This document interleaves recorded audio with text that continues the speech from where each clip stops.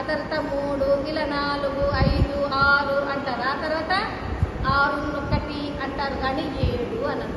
ఎందుకని అంటే ఎప్పుడైతే వాళ్ళు వివాహం చేసుకున్న తర్వాత ఇలా 7వ రోజున అగ్నిగుండ ప్రవేశం చేశారని వారి తల్లిదండ్రులు, అలాగే వారితో పాటు కూడా మిగతా 101 కూడా అగ్నిగుండ ప్రవేశం చేశారని వీళ్ళకంతా బాధ అవుతుంది కదా. కనుక ఎప్పుడు కూడా వ్యాపార స్థలంలో దుఃఖించకూడదు అని వాళ్ళు ఇప్పటికీ కూడా లాభం అంటూ ఉంటాం. అంతేకాదు, మనం ఎప్పుడైనా ఏదైనా ఫంక్షన్కి వెళ్తాం కదండి, ఆ ఫంక్షన్కి వెళ్ళినప్పుడు కూడా మనం వాళ్ళకి ఏదైనా గిఫ్ట్ ఇస్తున్నాం అనుకోండి, ఒక 1000 లేదా 10,000 ఇలా ఇవ్వాలనుకున్నాం అనుకోండి, అప్పుడు 10,000 ఇచ్చారనుకోండి, ఆ 10,000 కూడా లాభాల గోత్రికుల ఖాతాలోకే పుణ్యంలోకి వెళ్ళిపోతుంది. ఆ పైన ఒక 1 రూపీ కానీ 16 రూపీస్ కానీ అంటే 1001 అని, లేదా ఒక 1016 రూపీస్ అని కానీ 1011 రూపీస్ అని కానీ ఇలాగా, అంటే ఒక రౌండ్ ఫిగర్కి మళ్ళీ ఒక 1, 11, 16 ఇలా పెట్టడం వలన ఈ రౌండ్ ఫిగర్ ఒక పెద్ద అమౌంట్ ఏదైతే 1000 అట్లా 10,000 ఉంటుందో ఆ పుణ్యం అంతా మీకు వస్తుంది.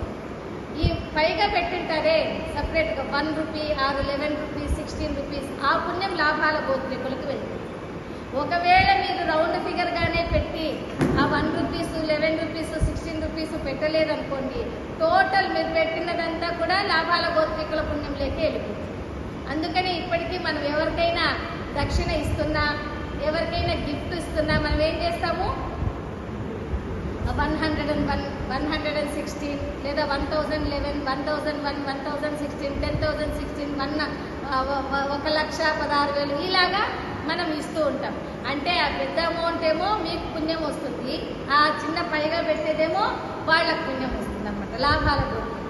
అంతేకాదు, మనం ఇప్పుడు ఎవరికైనా దానం చేస్తున్నాం అనుకోండి, ఏదైనా ఆ దానం చేస్తున్నప్పుడు మనం ఇప్పుడు బియ్యం ఎవరైనా వచ్చారనుకోండి, ఆ బియ్యం మనం దానం చేస్తున్నాం అనుకోండి, ఆ బియ్యం ఇచ్చినప్పుడు ఇట్లా ఒక్కసారి ఇచ్చామనుకోండి, ఆ ఒక్కసారి ఇచ్చిన బియ్యం పుణ్యం అంతా కూడా అది లాభాల గోత్రికులకే వెళ్తుంది. కనుక మనం మళ్ళీ ఇంకొంచెమైనా మనం మళ్ళీ ఇవ్వాలి కదా. అలా ఇచ్చినప్పుడే ఒకసారి ఇచ్చినదేమో మనకు పుణ్యం వస్తుంది, ఆ తర్వాత మళ్ళీ కొన్ని ఇస్తాం కదా, అది లాభాల గోత్రికులకు వెళ్తాయి. అందుకే ఇప్పటికీ కూడా ఎప్పుడైనా మనం కొలిచేటప్పుడు, ధాన్యాన్ని కొలిచేటప్పుడు లాభం అని మొట్టమొదట అంటూ ఆ లాభాల గోత్రికుల్ని తలుచుకుంటాం. ఎందుకంటే ఆ లాభాల గోత్రికులకు వారి వంశం లేదు కదా, ఇక వాళ్ళ పిల్లలంతా మన 102 గోత్రికుల వారి పిల్లలే వాళ్ళ పిల్లలు కూడా అన్నట్టు అమ్మవారు మనకు బోధించింది. కనుకనే ఇప్పటికీ మనము లాభాల గోత్రికులు అని అంటూ ఇది ఇలా ఉండగా, ఇక అగ్నిగుండ ప్రవేశానికి ఆ అగ్నిగుండాల నిర్మాణము 103 అగ్నిగుండాలను ఇక నిర్మిస్తూ ఉన్నారు మల్హనుడి